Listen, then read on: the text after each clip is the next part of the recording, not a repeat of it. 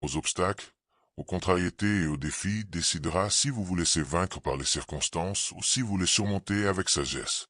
Commencez par repérer les pensées négatives avant qu'elles ne dégénèrent en spirale destructrice. Apprenez à vous placer dans la position de l'observateur de vos pensées plutôt que dans celle de leur esclave. Si vous sentez le doute s'installer, posez-vous la question. Cette idée se fonde-t-elle sur une réalité ou n'est-ce qu'une présomption? Remplacez le doute par la rationalité, en vous rappelant que la confiance se construit dans l'action, non dans la crainte. Vos pensées peuvent se révéler votre meilleur atout ou votre pire opposant.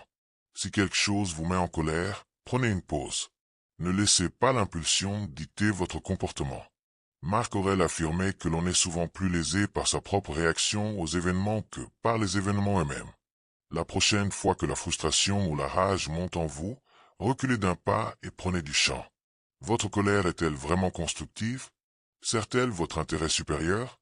Dans le cas contraire, abandonnez-la. S'accrocher à la colère, c'est comme tenir un charbon brûlant. Vous êtes le premier à en souffrir. Renoncer à la colère n'est pas un aveu de faiblesse, mais de sagesse. Souvenez-vous que la plupart du temps, la colère jaillit lorsque nous attendons du monde qu'il se plie à nos désirs. Or, le monde se moque de nos attentes. C'est à nous de nous adapter. Quand vous déjouez vos propres attentes, vous désamorcez la frustration.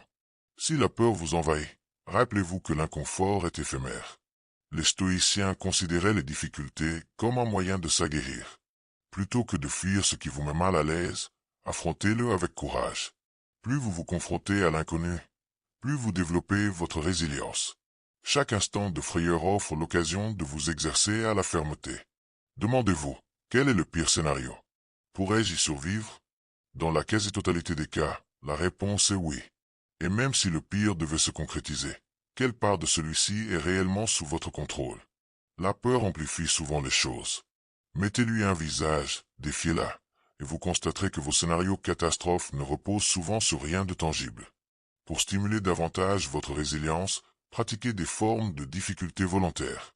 Lancez-vous dans une routine sportive, prenez une douche froide ou jeûnez une journée. En choisissant de traverser ces épreuves, vous accroissez votre capacité à faire face à l'inattendu. Les stoïciens ne patientèrent pas qu'une épreuve leur tombe dessus. Ils cherchèrent le moyen de s'endurcir, de sorte que, lorsque de véritables drames survenaient, ils fussent déjà préparés.